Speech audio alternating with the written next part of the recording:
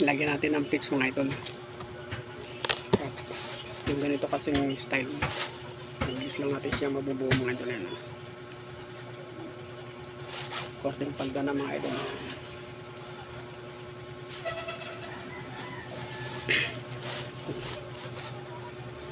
Ganyan mga idol.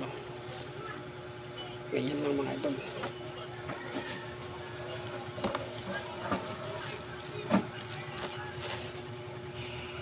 Ito yung sa loob. Ito naman yung sa labas. Ang mga idol. Nakaporma na siya. Tatayin na lang. Ayan mga idol. Private school to mga idol. Thank you for watching.